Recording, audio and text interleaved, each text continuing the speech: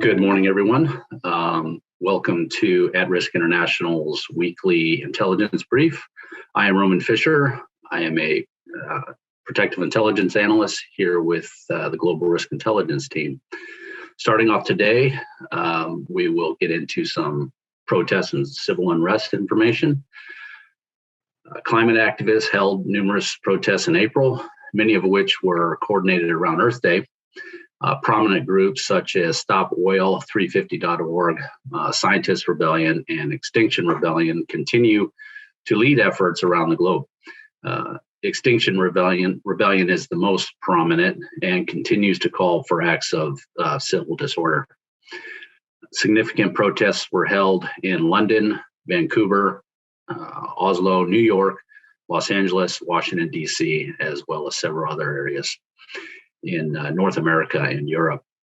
Worth noting, on Earth Day, climate activist Win Bruce set himself on fire in front of the U.S. Supreme Court to protest the government's inaction on the climate emergency.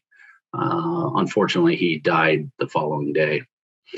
Activists are increasingly targeting financial companies that invest in fossil fuels. Examples of this are on April 29th, members of Money Rebellion, a group within Extinction Rebellion, disrupted the HSBC's annual general meeting in central London. Their demands were that the banking and financial services companies stop investing in new fossil fuel projects. A group of environmental organizers temporarily occupied the Wells Fargo headquarters in downtown San Francisco on April 25th. The protesters called for the bank's shareholders to stop further financing of the fossil fuel industry. 19 people were arrested, however, they were later released without charges. Similarly, climate activists blocked the entryway to the New York Times printing plant in Queens. They did this by chaining themselves to a series of poles and pipes. They're demanding that the Times and other companies that use the distribution facility drop their advertising deals with fossil fuel companies. Climate activists vehemently dislike President Biden's response to spiking gas prices because of the war in Ukraine. He has released a record amount of oil from Strategic Petroleum Reserve, and he continues to encourage oil and gas companies to increase their drilling efforts. The president has also stated that he would be opening more public land to drilling, despite a campaign promise to stop new oil and gas extraction in those areas. Finally, a few activities are planned for the future, primarily in England. On May 4th, protest is planned outside the Standard Chartered AGM in Barbican, London. On May 9th, protests are planned outside Lloyd's of London's in London during their annual general meeting. And last point is, although there are not very many plans known at this time, Extinction Rebellion does offer very regular training events to prepare members for further direct actions regarding climate justice. These trainings are designed to bring like-minded individuals together. And one particular note is that the training aims to help activists decide whether or not members are ready and willing to contribute to activities that involve likely arrest. And that is what I have for you today. I will be turning it over to Cooper McGill. Hey, thanks, Roman. My name's Cooper McGill. I'm another protective intelligence analyst here at Risk International. Starting off this week with an update on Ukraine. So the fighting has remained rather concentrated in the east and the south. However, attacks are occurring elsewhere at this time. Russia has not made any significant progress in the last week or so. The U.S. said that Russia's assault on the Donbass was behind schedule because of logistical issues as well as Ukrainian resistance in the area. On May 1st, Ukraine said that it had recaptured 4 districts of Kharkiv and also appears to be carrying out attacks against infrastructure in Belgorod in Russia, which is about 50 kilometers from Ukraine's border and approximately 100 kilometers from Kharkiv. However, Russia is still consolidating control over some areas with troops controlling the city of Kherson, exerting economic and political influence over the area by May 1st, declaring that the ruble will be used as currency in that area. And although fighting is concentrated in the east and the south, as I said, attacks are still taking place elsewhere in Ukraine. For example, on April 25th, Russia carried out missile strikes on 5 railway stations in western and central Ukraine in order to disrupt arms supplies that were making their way in from Poland. Then on April 28th, Kyiv was directly targeted. In this case, a Ukrainian journalist was killed when her apartment block was hit by a missile. The attack took place while the UN Secretary General was visiting the city, occurring just shortly after he gave a speech. Russia claims that the target was a plant that manufactures missiles. However, it's been reported that Russia is now potentially having to use unguided missiles due to a shortage of precision-guided missiles. So going forward, more indiscriminate bombing is likely, and obviously that greatly increases the risk of collateral damage as well. And finally, on May 1st, Russia claimed that it had targeted weapons supplied by the US and Europe in Odessa. Russia has also made further threats against countries supporting Ukraine. For example, Lavrov, Russia's foreign minister, said last week that he regards NATO as engaging in, quote, proxy war by providing weapons to Ukraine. And he states that the danger of escalating into a nuclear exchange is, quote, real and serious. Although, again, this is not the first time we've seen this rhetoric coming out of Russia. Additionally, Putin warned that Western countries should expect a lightning fast response if they are to meddle in Russia's invasion of Ukraine. Additionally, Russia also cut off gas supplies to Poland and Bulgaria this week after they refused to pay in ruble. Both countries state that they're stocked for the summer months, but this illustrates, a continuing issue in Europe, in the EU, where a number of nations are reliant on Russia for gas, and unfortunately, this often prevents them from acting in a united front when it comes to restrictions and sanctions on gas, or on Russian gas. The U.S. is likely to approve a pretty significant financial support package for Ukraine. They proposed a $33 billion aid package, as well as a congressionally approved military lending program for Ukraine. Nancy Pelosi just led a congressional delegation to Kyiv to meet with President Zelensky, and Congress will likely move quickly to approve the package. The aid will include artillery and armored vehicles, a stronger U.S. troop presence in nearby NATO countries, as well as support for Ukrainian agriculture business during the fall harvest.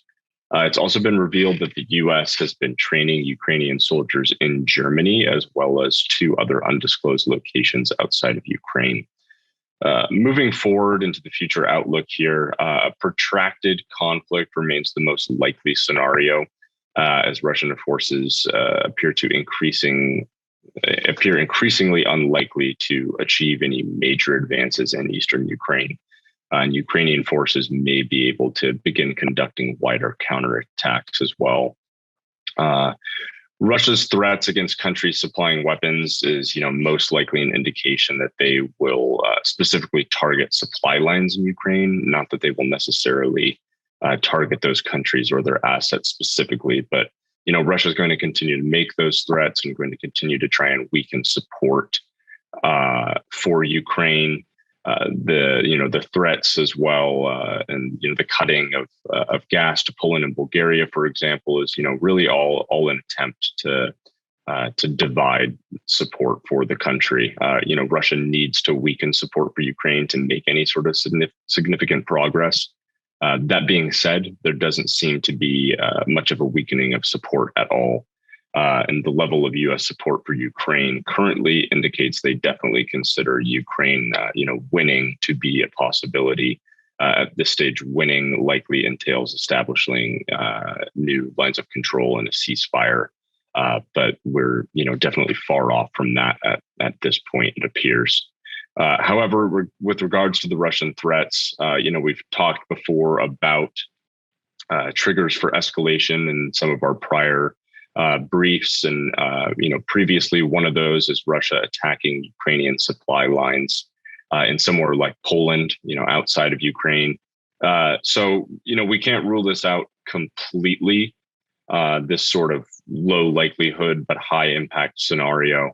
But it would most likely only happen if, Russia really did truly believe that it was going to lose the war. And coming up as well, May 9th is a significant date. As we've discussed before, May 9th is Victory Day in Russia. So this next week or so leading up to that will be interesting to understand what kind of action is going to occur before May 9th, as well as what Putin says on the day. So we'll be monitoring Russian action and statements quite closely over the next week. And now moving on to the cyber update for this week, remaining in Ukraine and kind of some updated information on the cyber conflict that's taken place there. Of course, there hasn't been, perhaps some of the widespread and large scale cyber warfare, so to speak, that some perhaps thought there might be throughout this conflict, both in Ukraine and outside. However, in a new assessment actually conducted by Microsoft, they in their analysis detected at least 237 Russian cyber attacks conducted against Ukraine between February 23rd to April 8th. And of those 237, 38 of them were deemed to be destructive attacks. A very large percentage of these attacks coming in the lead up to and at the beginning stages of the invasion of Ukraine, which does make sense. These destructive attacks, a very large percentage were comprised of attacks that were targeting government organizations across all levels, as well as organizations in critical infrastructure sectors. In addition to destructive attacks, there were also attacks for the purpose of data theft, as well as reconnaissance, really anything to try and gain the upper hand in this conflict against Ukraine. Attacks are likely to continue, and there's obviously the possibility of a broadening of targets, both inside and outside of Ukraine. Additionally, it should be noted that these 237 attacks are the 237 detected attacks, and it's likely that the number is higher than that, and there are still covert cyber actions and intrusions and incidents that are taking place right now that are just yet to be detected. Additionally, meanwhile, Russia has been continuously targeted at a pretty unprecedented rate. As we often think of Russia via the cyber wings of their intelligence service, as well as the cybercrime groups that operate in the country. We often think of attacks originating there versus Russia being targeted in a significant way. But since the invasion of Ukraine, Russia has been continuously targeted by hacktivists, as well as Ukrainian forces and other individuals around the globe. They've targeted a number of Russian assets, including online payment systems, government departments, government websites, taking some of those websites down. And because of this, Russia has obviously had to allocate resources toward defensive measures. So it's possible that some of a decline in cyber attacks could be due to having to, reallocate resources toward cyber defenses. However, it also could just be, tactics at this point and a change in tactics based on the point we're at here in the conflict. But researchers have also noticed signs that some may be conducting research to develop more sophisticated attacks to utilize against Russia and Russian assets. And obviously, any successful destructive or significantly disruptive attacks against Russia, those are going to greatly increase global cyber risk, especially depending on where the attack originated from. But if we look at the potential for Russia to act in some sort of retaliatory fashion, so keeping an eye on that and an eye on any sort of hacktivists or other actors who may be engaging in cyber attacks against Russia and the potential implications that'll have for the global sort of cybersecurity landscape. And that concludes this week's updates. Thank you for joining us, and we look forward to updating you again next week.